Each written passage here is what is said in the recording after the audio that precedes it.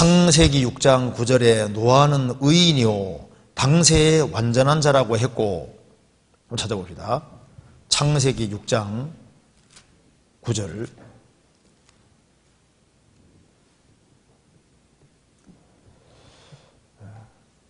노아의 사적은 이러하니라. 노아는 의인이요 당세의 완전한 자라. 그가 하나님과 동행하였으며. 그래서 창세기 6장 9절에 노아는 의인이요 당세의 완전한 자라고 했고, 시편 18편 찾아봅시다. 시편 18편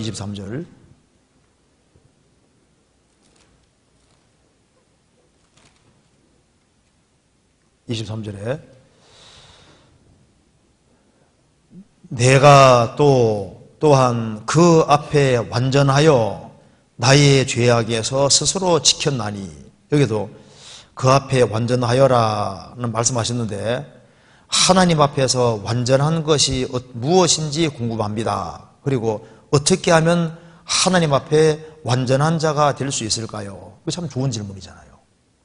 이제 이거는 얘기하려면 이게 한참 길어지는데요. 이게 굉장히 중요한 질문입니다. 질문인데 간단하게만 생각해 봅시다. 여기에 노아는 당세 의인이요 완전한 자다 이렇게 성경에 말했고, 다윗도 내가 그 앞에서 또한 완전하여 라고 말씀했고, 창세기 11장에도 하나님이 아브라함에게 너는 내 앞에 행하여 완전하라 그렇게 말씀했잖아요. 그런 말이 성경에 많이 남아 있는데, 이게 그러면 여기 질문이 하나님 앞에 완전한 것이 무엇을 말할까? 어떻게 하면 하나님 앞에 완전한 자가 될 수 있을까 하는 질문입니다. 먼저 이 구절을 좀 이해하기 위해서요, 한번 찾아봅시다. 여기 먼저 히브리서를 한번 봐봐요. 히브리서 11장 봅시다.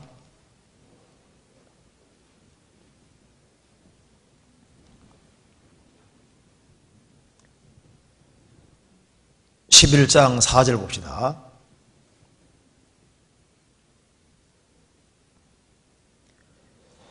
믿음으로 아벨은 가인보다 더 나은 제사를 하나님께 드림으로 의로운 자라 하시는 증거를 얻었으니, 하나님이 그 예물에 대하여 증거하심이라. 저가 죽었으나 그 믿음으로 쏘이려 말하느니라.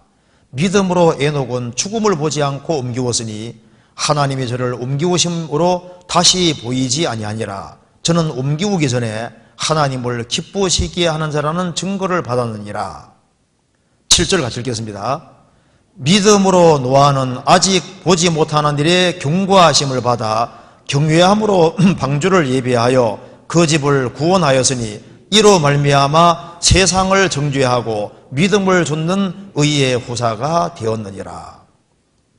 여기 이제 순서가 잘 나와 있는데요, 이거 봅시다. 여기 성경에 아벨이 나와 있고, 그 다음에 에녹이 나와 있고, 그 다음에 노아가 나와 있습니다. 에녹은 믿음으로 의롭다 하심을 얻은 대표. 에녹은 하나님과 동행하면서 하나님을 기쁘시게 했다.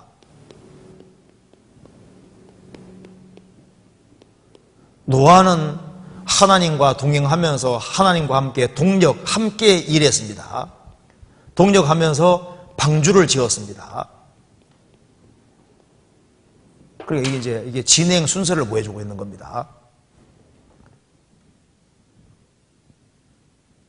아벨은 믿음으로 의롭다함을 얻고, 에녹은 하나님 앞에 의롭다함을 얻고, 또 하나님과 300년 동안 동행했습니다.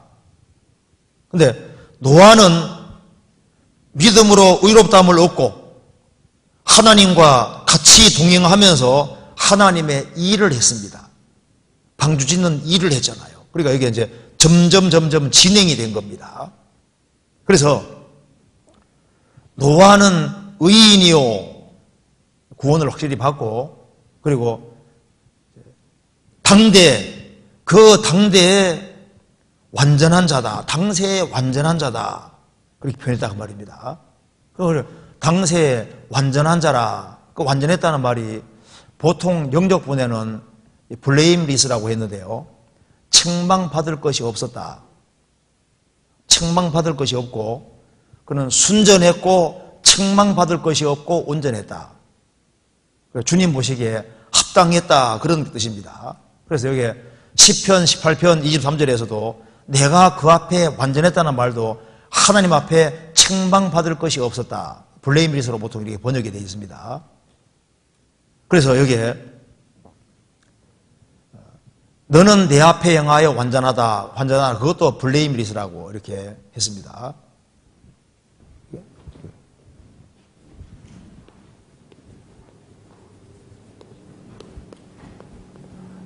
흠 같은 것이 없고 책망받을 것이 없었다는 겁니다. 그래서 여기에 완전하다는 의미가 절대적인 완벽을 의미하는 건 아닙니다. 모든 면에서 완벽하신 분은 누구밖에 없습니까? 하나님밖에 없어요. 노아는 의인이고 당세에 완전한 자라 하나님 보시기에 합당하게 신앙생활했다 그런 뜻입니다. 그래서 온전하다는 말을 하고 합당하다는 말이 성경에서 거의 똑같이 쓰이고 있습니다. 그래서 성경에 보면은요, 사대 교회에 대해서 말씀하시면서 행위에 온전한 것 하지 못했다. 그리고 합당한 자인 영고라. 그래서 합당한 것이 주님 볼 때 온전한, 그러니까 주님 보시기 때 정상적이고 저울 균형에 맞고 하나님 마음에 들게끔 책망받을 것이 없이 바르게 행한 것을 성경이 말하고 있는 겁니다. 그래서 여기 이제 왜 당시에 완전한 자라고 했을까? 그 뜻 가운데 첫 번째는 믿음으로 의롭다함을 얻고 그는 하나님과 동행했다 그랬죠? 그래서 우리가 뭐가 완전치 않은지를 보면 쉽게 이해가 됩니다.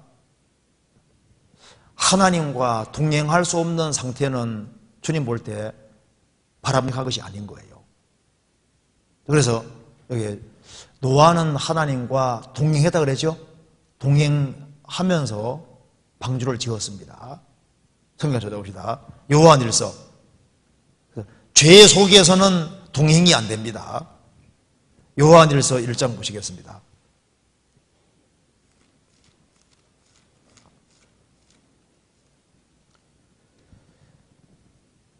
1장 5절입니다. 우리가 저에게서 듣고 너희에게 전하는 소식이 이것이니 곧 하나님은 빛이시라. 그에게는 어둠이 조금도 없으시니라.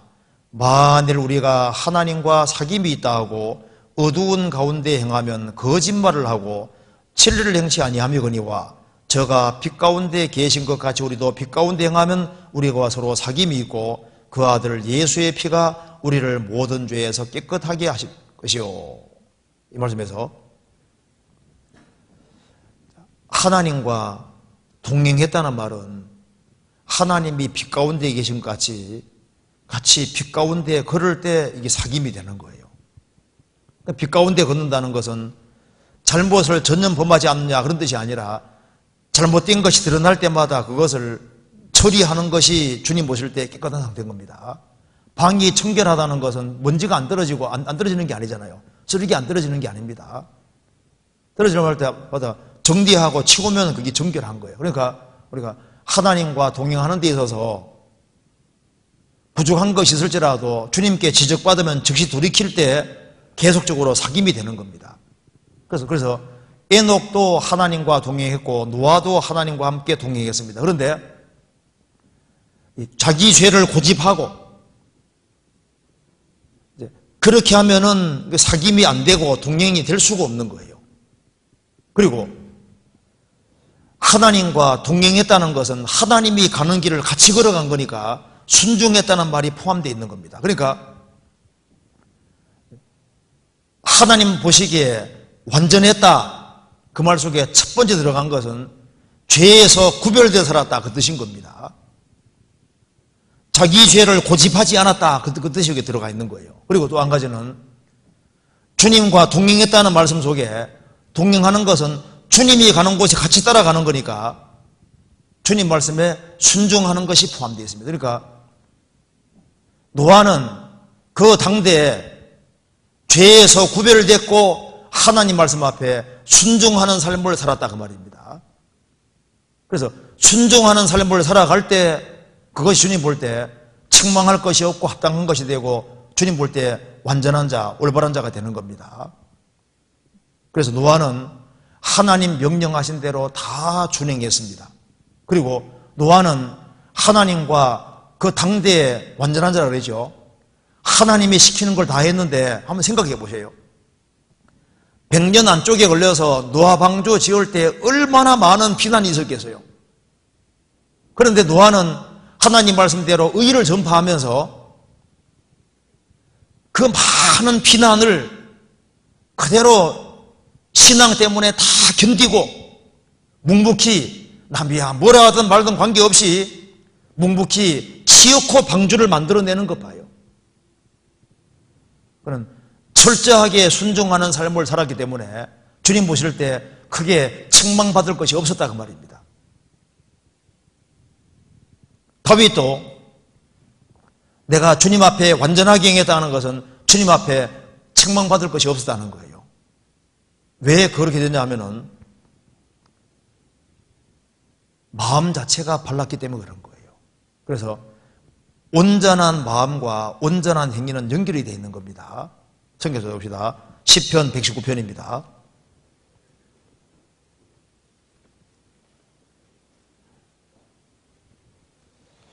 (119편)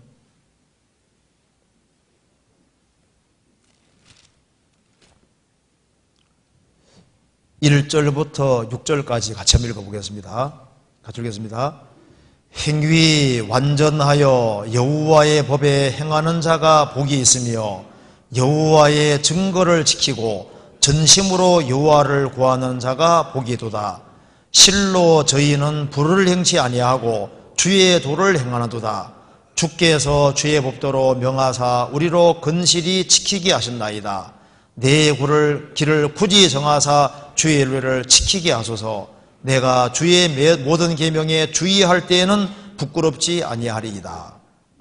여기에 행위 완전하여 하나님 앞에 당대 완전한 자라.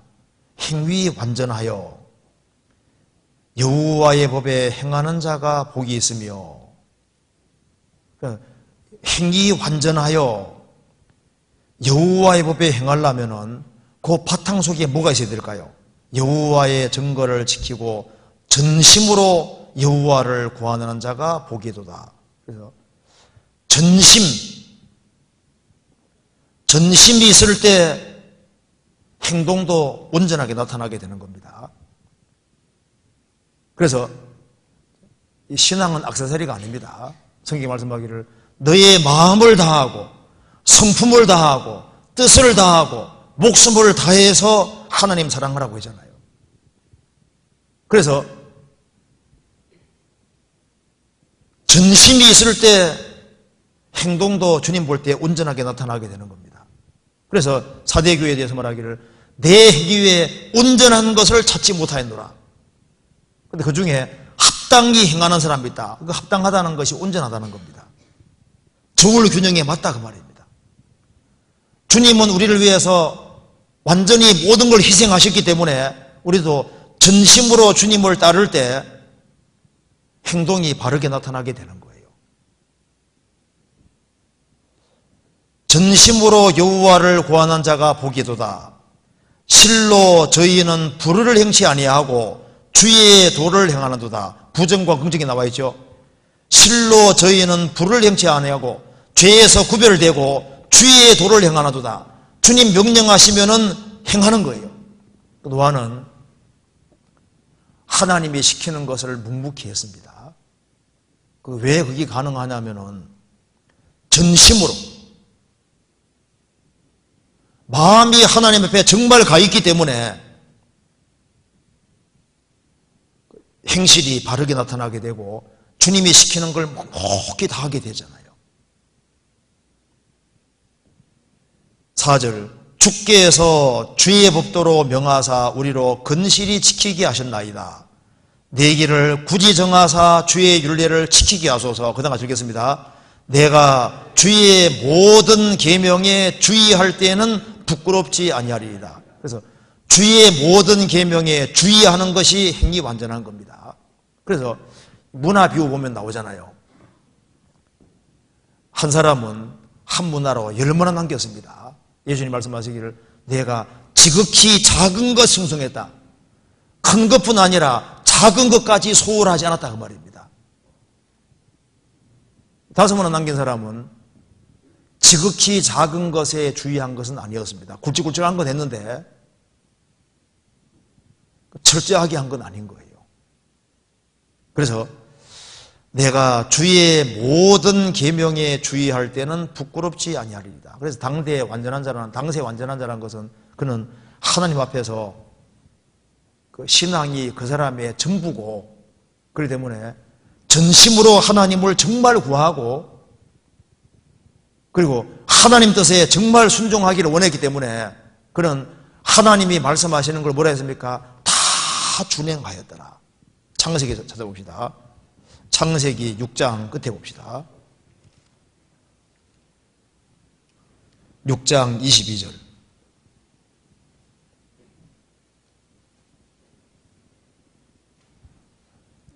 같이 읽어보겠습니다. 6장 22절 같이 읽겠습니다.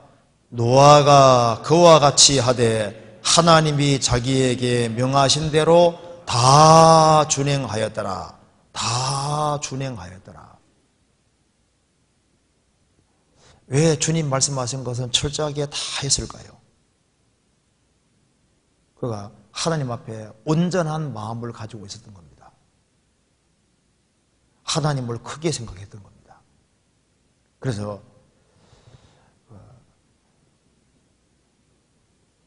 신앙생활하는 가운데 당세에 그는 의인이요 당세에 완전한 자다.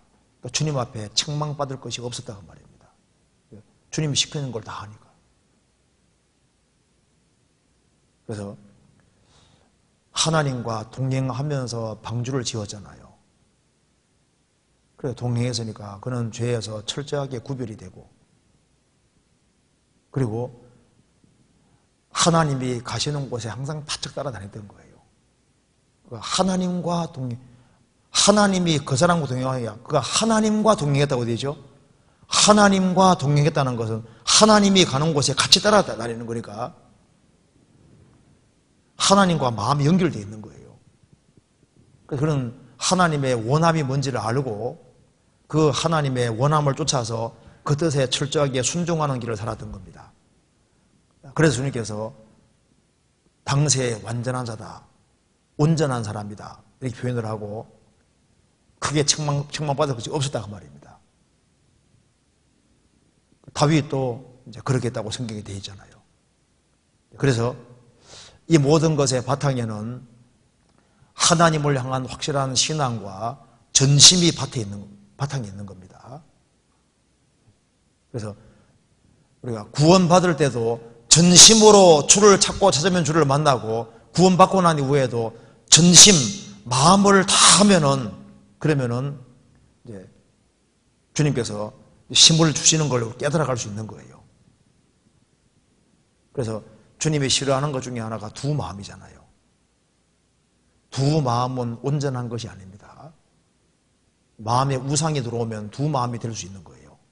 그러면 그 온전한 상태가 안 되고, 그러면 부분 순종이 되고, 그러면 그 마음이 흐트러지게 되고 생활이 흐트러지게 되는 겁니다.